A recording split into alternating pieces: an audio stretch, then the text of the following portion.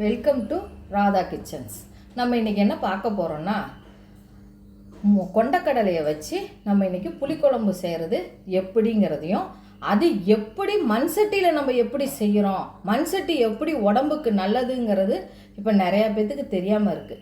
அதனால் நம்ம மண் சட்டியில் செஞ்சால் உடம்புக்கு எவ்வளவு நல்லது அப்படிங்கிறதுக்காக இப்போ பழைய இதெல்லாம் இப்போ புதுசாக வந்துக்கிட்டு இருக்கு, ட்ரெண்டாக வந்துக்கிட்டு இருக்கு. அது மாதிரி நம்ம இன்றைக்கி சட்டியில் புளிக்குழம்பு வைப்பது எப்படி அப்படிங்கிறத பார்க்கலாம். சரிங்களா? ஃபஸ்ட்டு மண் சட்டியை வச்சுட்டு எண்ணெய் ஊற்றிட்டு கடுகு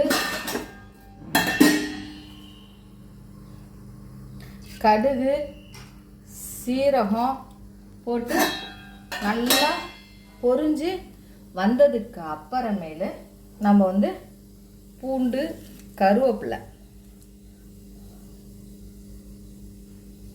நல்லா பொரிஞ்சு வந்துருச்சு. இப்போ நம்ம கருவேப்பிலையை போட்டுக்கலாம். கருவேப்பிலையை போட்டதுக்கு அப்புறமேல உடனே பூண்டு போட்டுக்கலாம். பூண்டு போட்டு ஒரு நல்ல ஒரு வணக்கிட்டு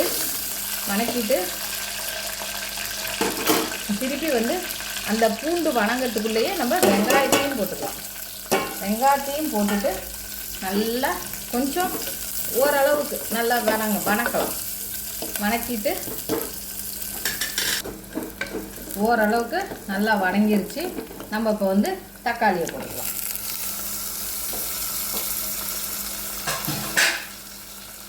தக்காளியை போட்டதுக்கப்புறம் இந்த இதுக்கு தேவையான அளவு மட்டும், இந்த தக்காளி இதெல்லாம் வணங்கிறதுக்கான தேவையான அளவு மட்டும் உப்பு போட்டுக்கலாம். ஏற்கனவே நம்ம கொண்டக்கடலையை உப்பு போட்டு 3 விசில் விட்டு எடுத்து வச்சுருக்கோம். அதனால் அதுக்கு நம்ம உப்பு போட வேணாம். இதுக்கு மட்டும் இப்போ வெங்காயம் தக்காளி வணங்குறதுக்காகவும் நம்ம மேற்கொண்டு சொரக்காய், முருங்கைக்காய், பெலாக்கொட்டை 3ஐயும் போட்டு அதுக்காக மட்டும் நம்ம இப்போ அதுக்கான உப்பை நம்ம போட்டாச்சு. நான் இப்போ இந்த புளிக்குழம்பு 3 பேர்த்துக்கு தான் சமைக்கிறேன். 3 பேர்த்துக்கு சமைக்கிறப்ப 5 பல்லு பூண்டு, 20 சின்ன வெங்காயம், 1 தக்காளி, பெரிய தக்காளி 1 போட்டுட்டு நல்லா வணங்கிடுச்சு. இப்போ நம்ம பெலாக்கொட்டையை போட்டுக்கலாம். பெலாக்கொட்டை போட்டதோட முருங்கைக்காயும் போட்டுக்கலாம். முருங்கைக்காய் போட்டதுக்கு அப்புறமேலு சொரக்காவும் இதை போட்டுக்கலாம். இது எல்லாமே சொரக்காய் தண்ணிக்காய். இப்போ இருக்கிற வெயிலுக்கு இந்த காய் உடம்புக்கு ரொம்ப நல்லது. அதனால் நம்ம இந்த காயெல்லாம் போட்டு நல்லா ஒரு வணக்கி விட்டுட்டு என்ன பண்ணோம்னா மஞ்சத்தூள் 1/4 ஸ்பூனு, மிளகாத்தூள் 1/2 ஸ்பூனு, நம்ம வீட்டில் அரைப்போம்ல மசாலா, குழம்பு மசாலா, அது 1/2 ஸ்பூன், கொத்தமல்லி தூள் 1/2 ஸ்பூன் எல்லாத்தையும் இதில் போட்டுக்கலாம்.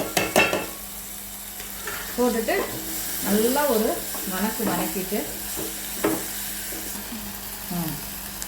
நல்லா ஒரு வணக்கிட்டு பச்சை வாசம் போகிற வரைக்கும் கொஞ்சம் நல்லா வணக்கிட்டு நம்ம என்ன பண்ணணும்னா புளி தண்ணியை ஊற்றிடணும். புளி தண்ணி ஆல்ரெடி கரைச்சி வச்சுருந்தேன். அந்த புளி தண்ணியை இதுக்கு தேவையான அளவு புளி தண்ணியை நம்ம ஊற்றிக்கணும். இப்போ நல்லா கொதித்து வந்துருச்சு. நல்லா காயும் நல்லா வெந்துருச்சு. இப்போ இந்த கொண்டக்கடலையை நம்ம போட்டுக்கலாம். போட்டுட்டு அரைச்சி வச்ச தேங்காவில் தேங்காய், சோம்பு, கசகசா இது 3ஐயும் அரைச்சி வச்சுருக்கோம். அதையும் நார்மலாக போட்டு கிண்டுவிட்டு தேவையான அளவு, ஒருத்தவங்க தண்ணியாட்ட குழம்பு பிடிக்கும், ஒருத்தவங்களுக்கு கெட்டியாக குழம்பு பிடிக்கும். நமக்கு தேவையான அளவு தண்ணியை ஊற்றிட்டு உப்பு பத்துதான்னு பார்த்துட்டு தேவையான உப்பு போட்டுட்டோம்னா இன்னைக்கு குழம்பு. ஹலோ, இங்கே பாருங்கள், குழம்பு கொதிச்சிருச்சு, காயெல்லாம் நல்லா வெந்துருச்சு. மண் சட்டியில் செஞ்சதுனால இதோட டேஸ்ட்டும் ரொம்ப சூப்பராக இருக்குது. நீங்களும் இதை செஞ்சு பாருங்கள். செஞ்சு பார்த்துட்டு எனக்கு நீங்கள் வியூஸ் சொல்லுங்கள். ரெண்டாவது எனக்கு சப்ஸ்கிரைப் பண்ணுங்கள், ஐகான் பெல் அடிங்க, லைக் கொடுங்க. ரொம்ப தேங்க்யூஸ். பாய்.